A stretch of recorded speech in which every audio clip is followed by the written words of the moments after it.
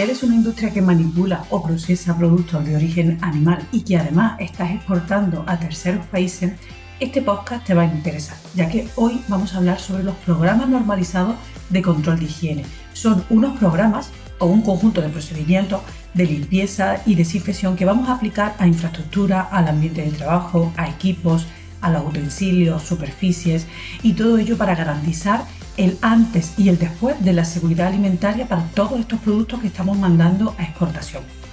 En este podcast vamos a hablar de cuáles serían todos estos requisitos legales,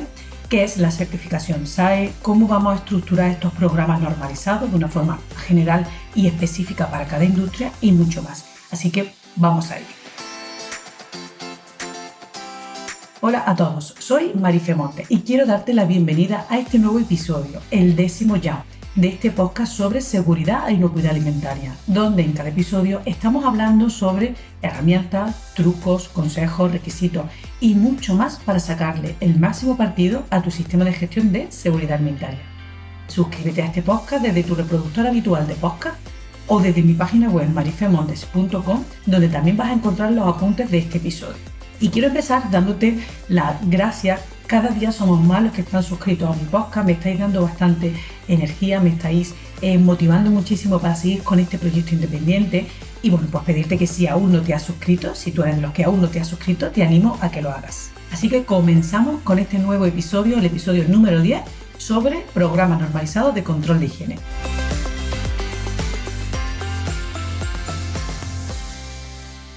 Bien, bueno, como ya te he dicho, si eres una industria alimentaria de productos de origen animal y estás exportando, pues tienes la obligación de disponer de un sistema, de lo que se llama sistema de autocontrol para la exportación. Se obtiene a través de un certificado que se llama certificado SAE, donde este certificado avala que las exportaciones realizadas a otros países son examinadas y que van a cumplir con todos los requisitos exigidos para cada país. De esta manera, es posible confirmar que se están llevando a cabo de una forma apropiada todos los procedimientos que permiten seguir un proceso de evolución del producto a exportar en cada una de sus etapas. Para que una industria alimentaria se pueda certificar bajo el sistema SAE de que te he comentado, pues debemos de cumplir con una serie de requisitos. En primer lugar, hay unos requisitos generales y luego también hay unos requisitos específicos por cada país o región de destino de tu producto pues que haya establecido. Por eso es importante que tengamos en cuenta también estos requisitos específicos, que ahora en este podcast nos vamos a entrar en detalle sobre los específicos, pero sí es importante que revises este tema para el país a donde estés destinando tu producto, ya que pueden surgir varias diferencias o pueden existir grandes diferencias si vamos a exportar a Estados Unidos, a Arabia Saudí o a Hong Kong, con lo cual ten en cuenta que hay requisitos específicos. Yo aquí en este podcast sí que voy a hablarte más de los más generales y sobre todo nos vamos a centrar en lo que hemos ya nombrado como PNCH, que sería el Programa Normalizado de Control de Higiene, del que vamos a hablar en este podcast. Estos programas difieren ligeramente de lo que serían los programas de prerequisitos de higiene ya tan conocidos dentro de un sistema de APPCC o dentro de tu sistema de seguridad alimentaria, ya que es verdad que los PNCH están mucho más enfocados a acciones diarias del antes y después, o más bien el antes y el durante de todas estas operaciones que se están llevando a cabo con el fin de prevenir la contaminación.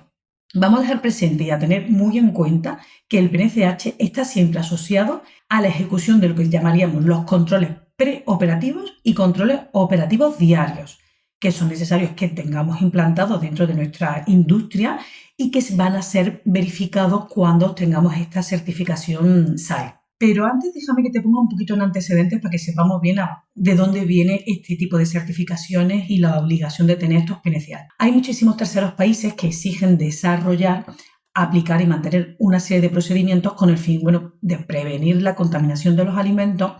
que incluyan, estos procedimientos tienen que incluir una serie de acciones a realizar diariamente antes y durante las operaciones.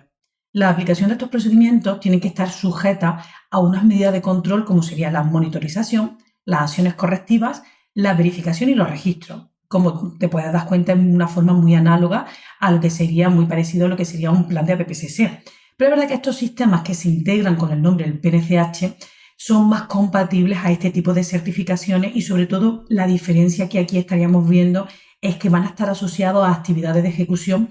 preoperativas y operativas diarias. En España tenemos el Real Decreto 993 del año 2014, ya tiene 10 años este Real Decreto, que es el que nos establece el procedimiento y todos los requisitos de certificación veterinaria oficial para poder exportar, donde aquí pues se van a establecer una serie de requisitos donde se incluye la lista específica de exportación a terceros países y es la que tienes que revisar, como ya te he dicho anteriormente, dependiendo del país de destino de tu producto, donde vas a tener que revisar cuáles serían esos requisitos específicos. Todo lo que te voy a poner aquí en este episodio, en este capítulo del podcast, vamos a tratarlo desde los términos generales. Vamos a partir de estos términos generales con independencia del tipo de industria alimentaria, que siempre, por supuesto, es aquella que manipule un producto de origen animal, y también va a depender del país de destino. Pero recuerda, ¿vale?, que en este caso vamos a hablar de los requisitos generales y que tú debes también de revisar los específicos. Vamos a desarrollar de una forma esquemática para que nos resulte un poquito más sencillo cuáles serían estos requisitos generales que tienen que contemplarse cuando estés diseñando y estés integrando tu PNCH dentro de tu sistema de autocontrol, junto con el resto de procedimientos, pues ya que cada industria alimentaria va a necesitar implantar. Como digo, continuando un poco con los antecedentes, también tenemos el Reglamento 852 del año 2004, donde nos establece una serie de requisitos generales en materia de higiene de los productos alimentarios. Son requisitos también muy similares que están contemplados en todas estas normativas de terceros países en relación con el estado de limpieza, de construcción, mantenimiento de locales, de equipos. No vienen requisitos con gestión de plagas, con suministro de agua, aguas residuales, higiene, etc. Pero sí es verdad que en la obligación de desarrollar estos procedimientos documentados, que estamos llamándolos PNSH o procedimientos operativos estándares de saneamiento, que serían los SOP, que también pueden ser sus siglas en inglés, ya sí que contiene unos requisitos un poquito más específicos de condiciones sanitarias más específicas a nivel de equipos, de utensilios, de superficie, en contacto con los alimentos. Y ya, se diferencia por esa especificación un poquito más concreta que, como ya hemos visto, o bien en el Reglamento 852 o en nuestro Plan de Análisis de Peligro. Si continuamos, en Estados Unidos se publicó también una circular, recuerdo que era la USA 5/97, donde ya también se habla de los PNSH, donde se incluyen que como mínimo estos procedimientos tienen que estar dirigidos a programas de limpieza y desinfección diaria de toda la superficie en contacto con los alimentos. Pero es verdad que, no obstante, el operador debe de entender que estos no son los únicos procedimientos que tenemos que desarrollar dentro del ámbito del PNCH, sino que vamos a tener otros aspectos relacionados con requisitos de higiene y que se tienen que mantener dentro de estos programas normalizados. El aspecto más relevante es la vinculación. Como ya hemos dicho y vamos a decir varias veces a lo largo de este podcast, de este episodio, es controles preoperativos y controles operativos. Con lo cual, concretando, pues el cumplimiento de la normativa comunitaria y para garantizar que los PNSH son completos, lo que nos obliga o lo que nos pide es que garanticemos que todos los locales que están destinados a la manipulación de estos productos alimentarios de origen animal pues se conserven limpios, que todos los artículos, todas las instalaciones, equipos que están en contacto con estos productos permanezcan limpios en el antes y el durante, que se lleven a cabo todas las desinfecciones con la frecuencia necesaria y además que todos estos requisitos se apliquen de forma continua y adecuada, recogidos en estos procedimientos donde vamos a garantizar esta higiene en el antes, durante y el después de la operación. Es decir, al final los principios comunitarios y los principios del PNSH van a perseguir unos mismos objetivos y en consecuencia debemos de concluir que la implementación de los PNSH no va a suponer aplicar requisitos nuevos adicionales a los previstos que ya tenemos en la normativa comunitaria de la Unión Europea. Sin embargo, esta normativa comunitaria no desarrolla de forma específica los requisitos que se deben de cumplir, que se deben de aplicar en estos procedimientos, o requisitos que sí ya están regulados en disposiciones normativas específicas de terceros países. Y es aquí cuando ya entran en juego estos PNSH y los requisitos específicos que, como te he dicho, tienes que revisarlo en función de tu producto y en función del país de destino. De la misma manera, tampoco esta normativa europea no nos va a establecer recomendaciones prácticas de cómo vamos a implantar estos procedimientos, ni la parte general ni la parte específica, pero sí que vamos a poder encontrar bastantes guías, bastantes documentos modelo que ya te van dando una orientación de cómo implantar estos PNCH. Pasamos a ver ahora los requisitos de estos procedimientos PNCH. Vamos a diferenciar o vamos a clasificar en 6 principios generales o en 6 puntos generales que debemos de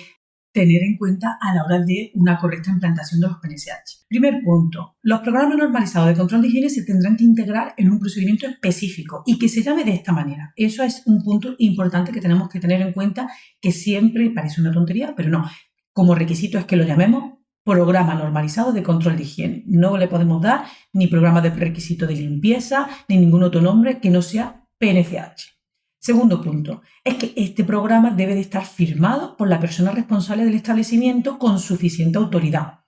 La firma de este PNCH por personal con cierta responsabilidad o autoridad que tenga un compromiso directo con la dirección es el que deberá de firmar y deberá de aprobar este documento. Parece que has dado un paso atrás por lo del tema de las firmas, que ya lo tenemos un poquito más digitalizado, pero bueno, tampoco nos dice que tenga que ser una firma digital, analógica, en papel o con bolígrafo azul, sino que simplemente tengamos bien establecido quién es la persona responsable y firme de una manera u otra la aprobación de este documento. Hay un tercer punto que sería que se debe de constar, ¿vale? Debemos de dejar bien claro en el documento cuál es la fecha de aplicación inicial y las distintas fechas de revisión cada vez que se lleva a cabo alguna modificación, lo que viene siendo el histórico de modificaciones o el histórico de revisiones. Aquí, bueno, pues muy recomendable que incorporemos un anexo con todos los apéndices de cambios, indicando los motivos e indicando todas las fechas en las que se han introducido cambios. No solo nos va a ayudar para cuando se ha auditado este documento, sino que nos va a mantener o nos va a permitir mantener una correcta formación de todo el personal implicado en estos PNCH, porque cada vez que se emita o se apruebe una nueva fecha, tendremos que dar formación pertinente de esos cambios a las personas que son responsables o a los puestos de trabajo responsables de estos cambios. Hay un cuarto punto a considerar, es que debemos de describir cuáles son todos los procedimientos diarios para prevenir esta contaminación directa antes y durante las operaciones, por lo que vas a tener que evaluar muy bien, analizar e identificar cuáles son todas las vías de posibles contaminaciones y establecer cuáles van a ser las medidas de control.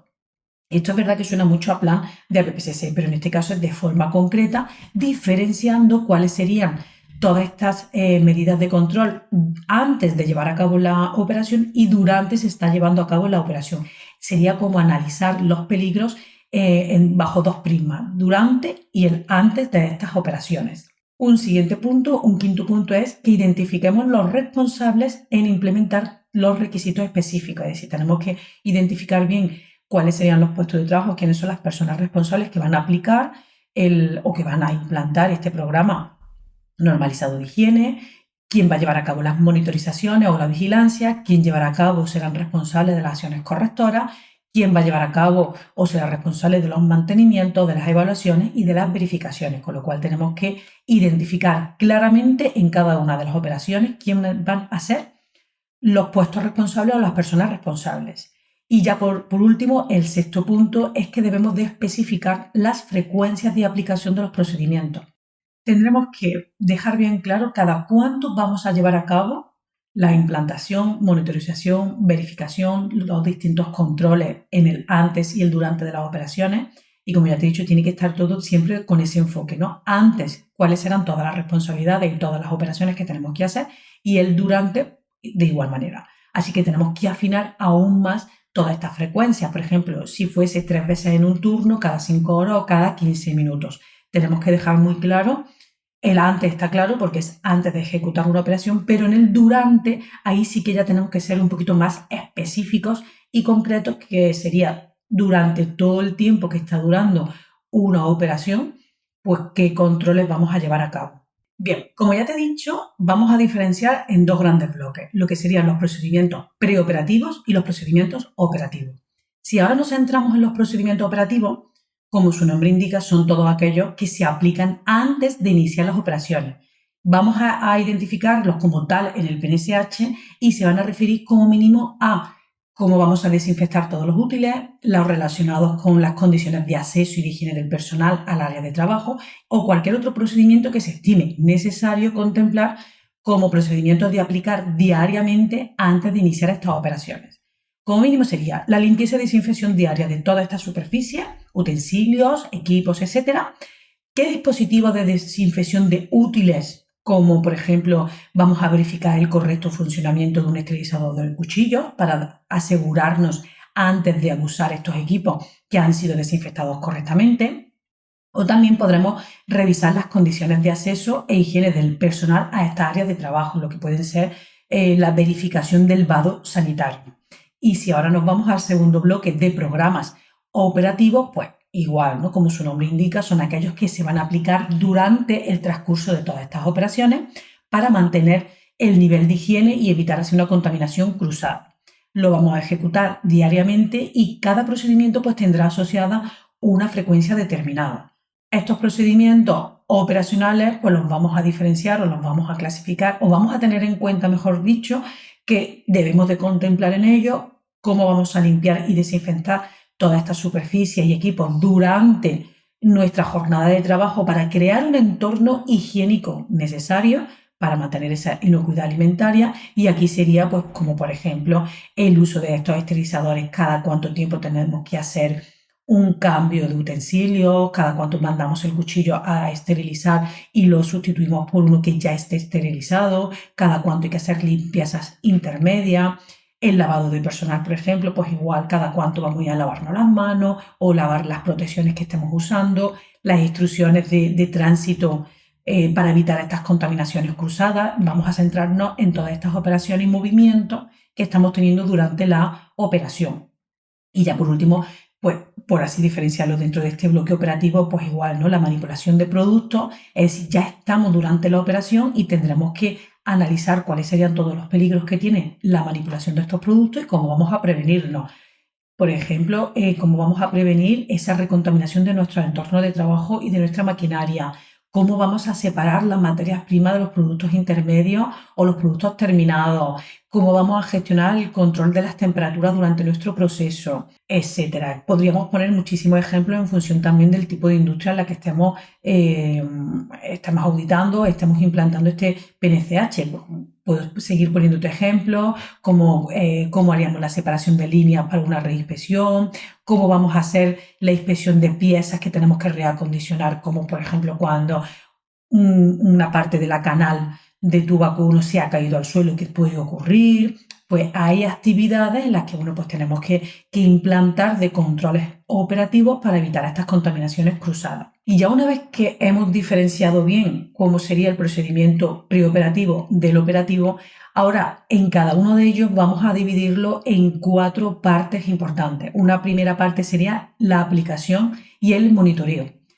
Una segunda parte sería la verificación y el mantenimiento de estos procedimientos.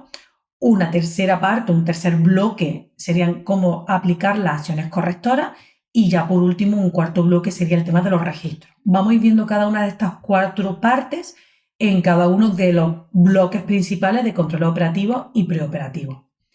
Empezamos con la aplicación y el monitoreo de la parte de los controles preoperativos diarios. Es decir, que nosotros tenemos con los controles preoperativos, tenemos como finalidad vigilar la eficacia de este procedimiento antes de que se inicien las operaciones. Entonces, la persona que hemos asignado para que lleve a cabo estas actuaciones, para que lleve a cabo estos controles, pues va a comprobar que todas las condiciones higiénicas de los locales, de las salas, de los equipos, de los utensilios, se encuentran en perfecto estado. Entonces, tenemos que conocer bien cuáles serán todas las partes de nuestras instalaciones y cómo se llevan a cabo esas limpiezas, cuál va a ser el estado que consideramos que ese utensilio o que esa superficie o que esa sala se encuentra en perfecto estado de higiene, de limpieza y desinfección, para que cuando nosotros vayamos a comprobarlo como persona responsable de implantar este preoperativo, pues tengamos en conocimiento cuál es el estado que esperamos en el que nos vamos a encontrar esa sala. Con lo cual, bueno, pues es muy importante que luego en nuestro control preoperativo establezcamos esos valores de referencia de lo aceptable a lo no aceptable, para que, lógicamente, si no es aceptable, no podamos liberar o podamos activar el reinicio o el inicio de esa operación. ¿Cómo podemos hacer estos controles preoperativos? Bueno, pues es verdad que puede ser bastante sencillo, tampoco tenemos que complicarnos mucho en este sentido y podemos partir de una inspección visual o el empleo de aparatos de bioluminiscencia o la determinación de pH, por ejemplo, en la industria láctea es muy común, o otro tipo de métodos de vigilancia, siempre aquellos que nosotros consideremos oportunos y que nos sirvan para concluir que este procedimiento pues, ha sido aplicado satisfactoriamente, no existen desviaciones, como he dicho, nuestro margen de tolerancia está dentro de un valor aceptable y podemos, bueno, pues, iniciar las operaciones. Aquí quiero recordarte que debes de revisar aquellos aspectos específicos por tu sector y por el país de destino, porque podemos estar en la necesidad de aplicar controles preoperativos específicos, como hemos puesto ya algunos ejemplos de esterilizadores de cuchillos o de equipamientos de acceso al área de trabajo que nos obliguen a higienizar las manos, o la necesidad o la obligación de disponer de armarios de protección o cualquier otro requisito ya específico que nos esté exigiendo nuestro país de destino, con lo cual te recuerdo que lo revises con detalle. Tendremos que asignar a un responsable, una persona responsable para liberar la sala. Esta liberación solo se podrá hacer cuando garanticemos que todas las superficies y todas las instalaciones, todos los equipos y todo se encuentra en perfecto estado de higiene. En caso de que no lo estuviese, será el responsable de aplicar todas las acciones correctoras necesarias para una vuelta de inspección y ya por fin poder liberar la sala. Recuerda que esta liberación de la sala tiene que quedar evidente, no vale una liberación verbal, no vale un aviso por teléfono o un mensajito, sino que tiene que ser una liberación totalmente evidente a través de un registro, puede ser de alguna etiqueta, de alguna cartelería, pero que sea una evidencia documentada de que se han revisado todos los requisitos, todos se encuentran dentro de ese margen de higiene y desinfección y ya por fin podemos comenzar la actividad. Recuerda que esa liberación nunca será una liberación verbal, siempre tiene que quedar alguna evidencia documental de que la sala se encuentra en perfecto estado. Y ya cuando estamos, que ya hemos liberado la sala y ya pasamos al siguiente bloque de los controles operativos diarios, que tienen, por supuesto, vuelvo a repetir, la finalidad de que durante el transcurso de estas operaciones se están aplicando los procedimientos operativos establecidos para garantizar esa inocuidad alimentaria, pues ya la persona que asignemos para llevar a cabo esta función, pues se tiene que centrar en comprobar que se están aplicando todos estos procedimientos establecidos y no se detectan desviaciones en estas condiciones de higiene durante la operación. Y si se llegan a detectar condiciones de higiene fuera de nuestro margen de referencia, pues ahí es donde ya tendremos que aplicar acciones correctoras. Tal cual como hemos especificado en esos requisitos generales, los procedimientos operativos se aplicarán conforme a una determinada frecuencia y el cumplimiento de esta frecuencia es un aspecto a tener muy en cuenta por el personal encargado de efectuar estos controles operativos. Es preferible que estos controles operativos estén siempre asociados a una frecuencia de monitoreo específica y que se vayan registrando en cada momento que se ejecuta este control. Aquí deberíamos de huir un poco de que todos estos controles se hacen de manera continuada, no nos vale, tiene que ser un control ya sea unas 2 veces por turno, cada 5 horas, cada 30 minutos o cada 10 segundos, pero no nos vale el establecer una frecuencia de monitoreo continuada,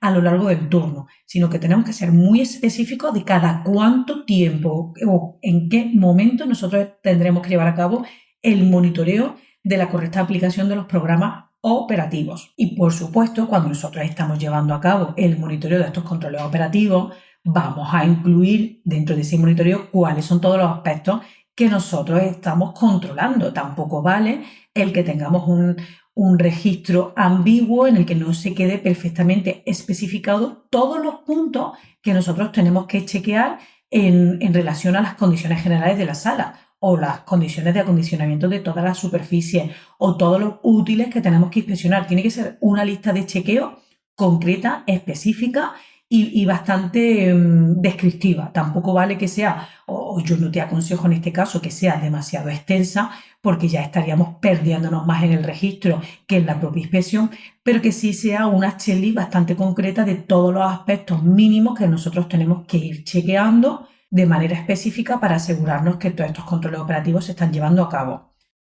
Recuerda que habíamos dicho que cada programa, el preoperativo y el operativo, lo íbamos a diferenciar o lo íbamos a dividir en 4 bloques. Hay un segundo bloque que era la verificación y el mantenimiento de los procedimientos. Vamos a ver cómo tenemos que llevarlo a cabo. La empresa tiene que verificar la eficacia de este PNCH con una frecuencia necesaria y ante cambios en las instalaciones, cambios en los equipos, en las operaciones. Tenemos que describir en los procedimientos cuándo vamos a llevar a cabo la verificación, una reverificación de que todos los programas están implantados correctamente y están siendo eficaces. Aquí nosotros en estas actividades de verificación lo que vamos a revisar es pues todos los registros que se han generado para dar lugar a un análisis, por ejemplo, de tendencia, ves que por periodos de tiempo si hemos tenido más o menos incidencia. Tenemos que analizar el dato, ¿vale? El que nosotros tengamos ese registro y no se ha analizado no tiene ningún sentido. El que nosotros estemos registrando constantemente o según la frecuencia que hemos establecido, tanto estos programas de preoperativos como todos los controles operativos, es con el objetivo de luego analizar estos datos, sacar tendencias y establecer también oportunidades de mejora del programa de control.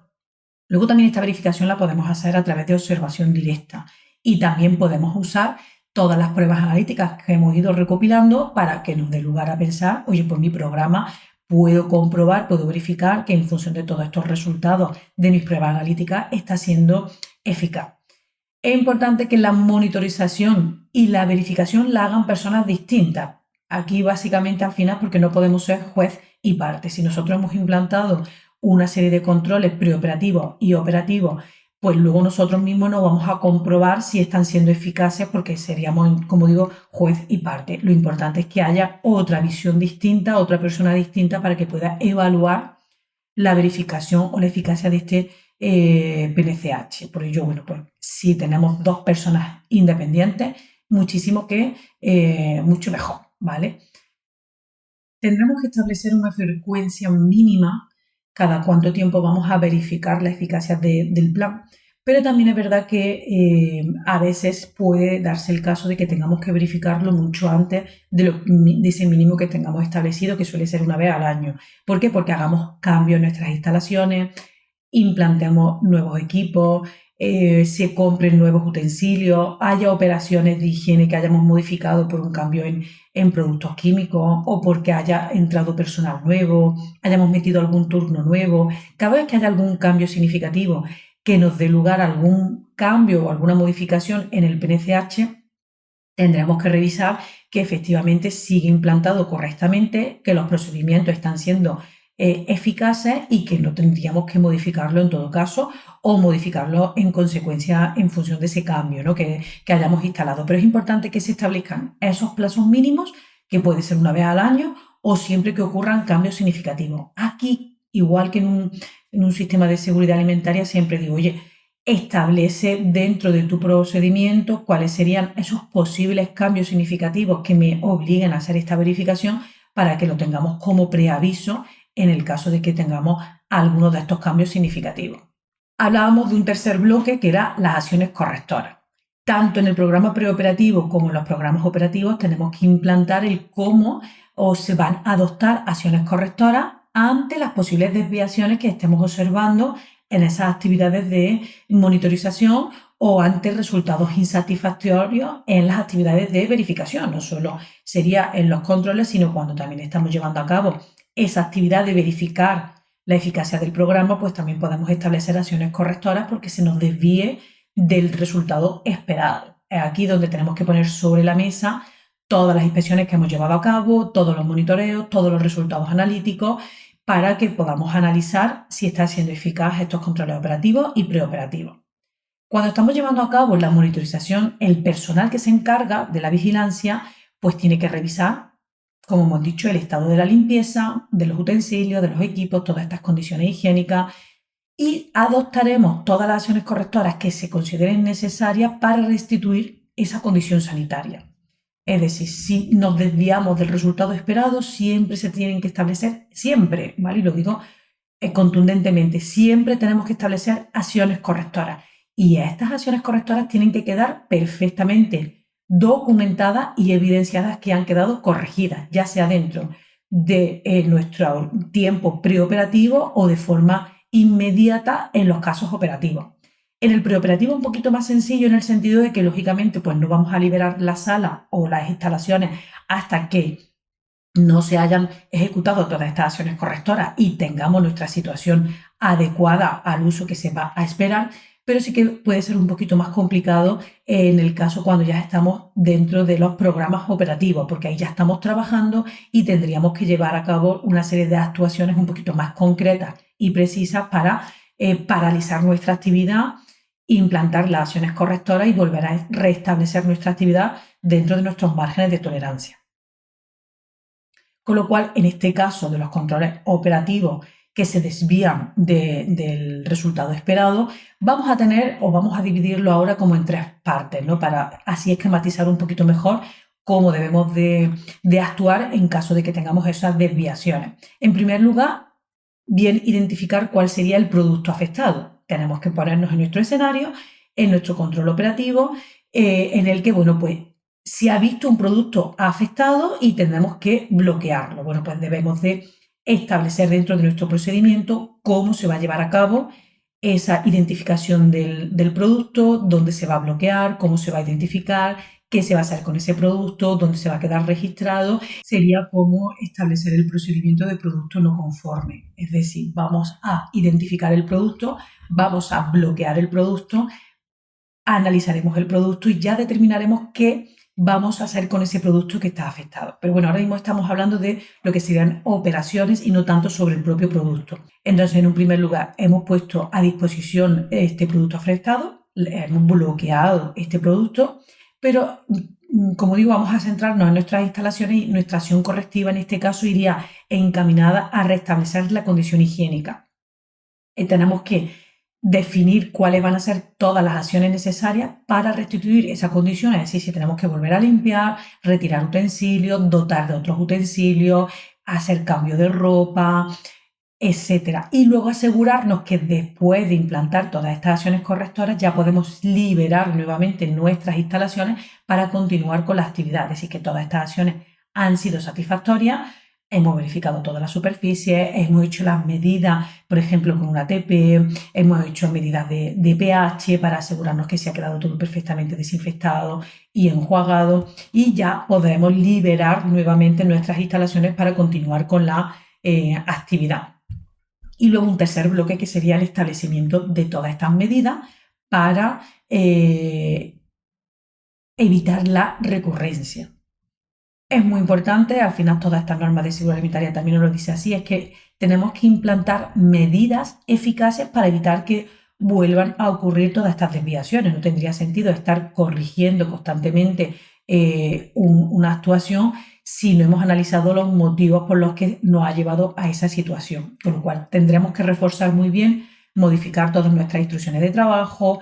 mejorar la formación de los operarios, reforzar la vigilancia, hacer modificaciones de flujo, diseño de nuevos utensilios, mejora de ejecución de procedimientos. Todo esto son ejemplos que te van a ayudar a, una vez que ya hemos implantado todas estas acciones correctoras, hemos restablecido nuestra actividad, a analizar qué es lo que ha ocurrido para evitar la recurrencia. Esto es un punto más que debemos de contener dentro de nuestros programas normalizados y que es importante que los establezcamos así, ¿no? Digamos que todas aquellas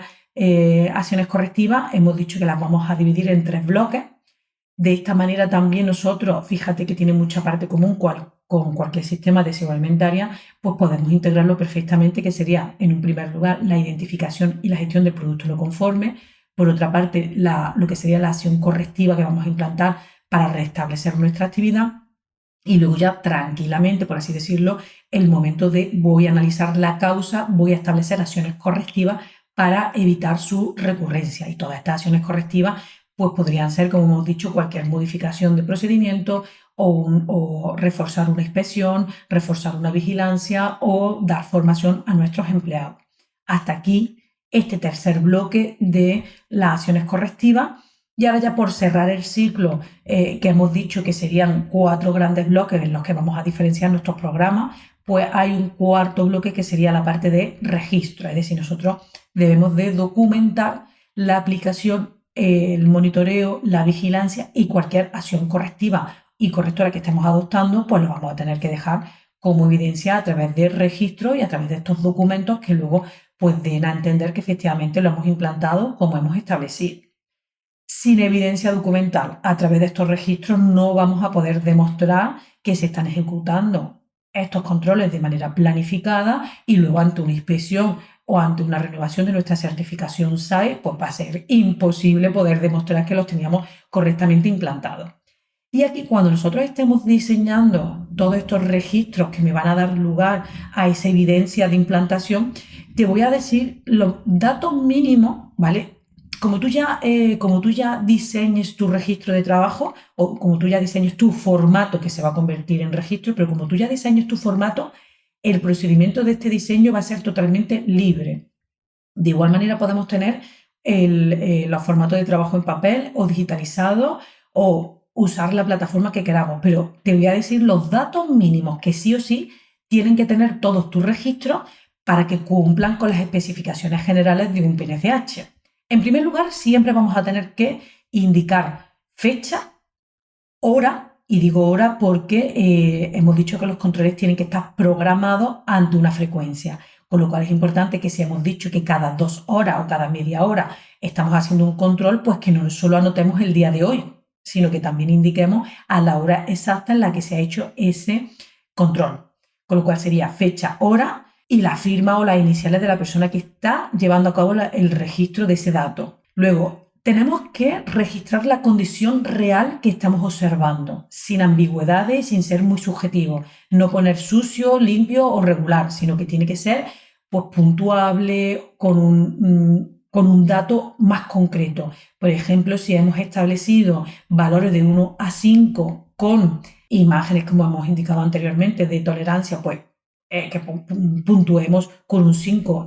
cuando está perfectamente y un 1 cuando se encuentra en mal estado, o cualquier otro valor que a ti te dé de manera objetiva esa condición real que hemos observado. Pero hay que evitar ser ambiguo. Los registros preoperativos tienen que estar disponibles para ser revisados, en el caso, por ejemplo,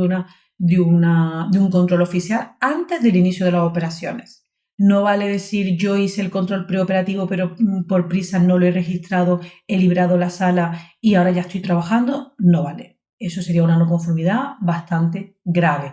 Los registros tienen que registrarse en el tiempo real. No vale decir lo he hecho, pero luego lo registro dentro de un rato. Con lo cual que tengamos en cuenta también,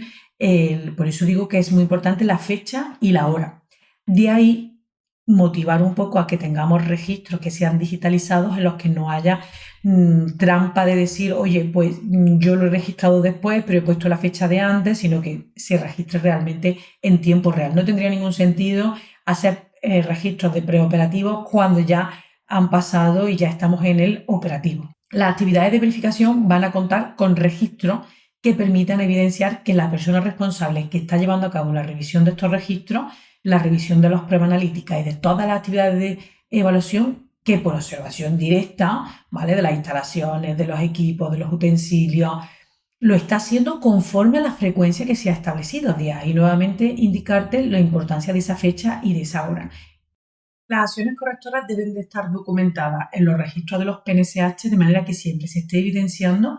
cuándo se han adoptado todas las acciones pertinentes para restablecer nuestra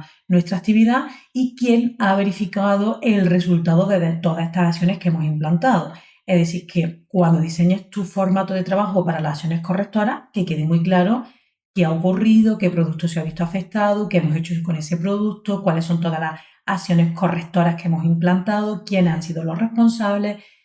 cómo hemos verificado la eficacia y quién ha sido la persona responsable de verificar esa eficacia. Son muchos los datos que tenemos que registrar, de ahí la importancia que hagamos un buen diseño de nuestros formatos de trabajo para que sean sencillos de registrar y no nos estemos dejando ningún dato atrás. Es importante que tengamos en cuenta eso a la hora de diseñarlos. Y ya por último, sí que es importante el tema de la autentificación, es decir, que nosotros tengamos registros auténticos, ya sean en papel, ya sean en digital, pero que quede claro que el dato no ha sido alterado, que no tenemos tachaduras en las que se esté ocultando información, que no hemos borrado datos, que han sido registrados por las personas usuarias porque ya hemos dejado las firmas, las iniciales o porque tenemos claves de acceso por nuestro usuario. Y que, por supuesto, todos estos registros van a conservarse, como último punto a tener en cuenta, van a conservarse a un periodo mínimo de 3 años. Como mínimo, el requisito es verdad que hay normas de seguridad alimentaria que nos establecen otro tipo de periodos, que serían vida útil más 1 año y medio. En este caso, de manera específica, cuando nosotros implantamos un PNCH para poder certificarnos y hacer exportaciones bajo esta certificación SAE, pues ya sabemos que como mínimo todos estos registros asociados al PNCH tienen que conservarse, durante al menos 3 años. Bueno, pues hasta aquí ya hemos visto un poco cómo debemos de estructurar los PNCH de manera general. Hemos visto aspectos muy generales que, para recapitular, vamos a dividirlos en controles preoperativos y controles operativos. Siempre a ambos controles, los pre y los controles operativos, con el objetivo de identificar todos estos focos de contaminación y planificar medidas preventivas y de control. Sería una base muy parecida a lo que hablamos de nuestro plan de análisis de peligro, en el que vamos a identificar todos aquellos peligros que se pueden encontrar a nivel de limpieza, a nivel de higiene, de mantenimiento de nuestras instalaciones, antes en el preoperativo y luego durante el operativo, para así identificar todas las medidas preventivas y los controles que vamos a ejecutar. Y luego, cada uno de estos controles vamos a dividirlo en 4 partes para que no nos dejemos ninguna atrás. Serían cómo vamos a implantar todos estos controles, cómo vamos a verificar y a mantener nuestros procedimientos eficaces, qué vamos a hacer cuando se nos desvíe la situación esperada a través de la aplicación de acciones correctoras, y luego pues ya describir en nuestros procedimientos cómo vamos a mantener todos estos registros para dar evidencia de que lo tenemos perfectamente implantado. Ya le he dicho al principio, lo vuelvo a repetir ahora, estos programas PNCH no sustituyen al plan de APPCC, sino que, como puedes ver, son muy complementarios, porque el plan de APPCC está mucho más dirigido a analizar todos los peligros dentro de nuestro diagrama de flujo a través, digamos, del enfoque del propio producto, de cómo ese producto se mueve por todas tus actividades, y aquí en el PNCH está un poco más enfocado a analizar los peligros de nuestras instalaciones por deficiencias en limpieza y en mantenimiento, y cómo eso, por supuesto, va a afectar a la seguridad del producto. Como puedes ver, no se sustituyen, sino que van a ser muy complementarios. Y recuerda que al final el PNCH tenemos que llamarlo como tal. No vale integrarlo dentro, que no tiene mayor importancia. Simplemente recuerda que el nombre que tú le asignes al documento sea PNCH, Programa Normalizado de Control de Higiene, y que se puede perfectamente integrar y complementar con nuestro plan de análisis de peligro. Así que espero que con estos datos que te he aportado puedas planificar la implantación de un PNCH bien estructurado, teniendo en cuenta que son los pre y los operativos, y en los 4 grandes bloques que vamos a diferenciar cada uno de ellos. Muchísimas gracias por escuchar este episodio del podcast de Marife Montes. Si quieres seguir aprendiendo mientras apoyas la continuidad de este proyecto independiente, pues te pido que te hagas miembro a través de mi página web marifemontes.com, donde te vas a poder descargar los apuntes de este podcast y de todas aquellas publicaciones en exclusiva que luego se publiquen en mi página web. Van a tener un precio muy ajustado si te haces miembro suscrito, aunque también, si quieres de manera específica descargarte los apuntes de un determinado episodio, también puedes hacerlo en marifemontes.com. Espero que estos episodios, espero que este podcast estén sirviendo de gran ayuda, de gran valor para sacar el máximo provecho a tu sistema de gestión, estén sirviendo para resolver dudas en seguridad alimentaria, y recuerda porque también a través de la página web marifemontes.com hay un cajetín donde me puedes enviar tus temas a tratar para futuros episodios de este podcast. Y ya permíteme que te pida pues que me des un like, que me ayudes a compartir la existencia de este podcast, que me dejes una reseña positiva para que al final pues lleguen a muchísimos más oyentes. Agradecerte todas estas recomendaciones que me estás haciendo, todos los comentarios que me están llegando a través de LinkedIn, a través de correo electrónico, y muchísimas gracias por escucharme. Nos vemos en el siguiente episodio. Chao.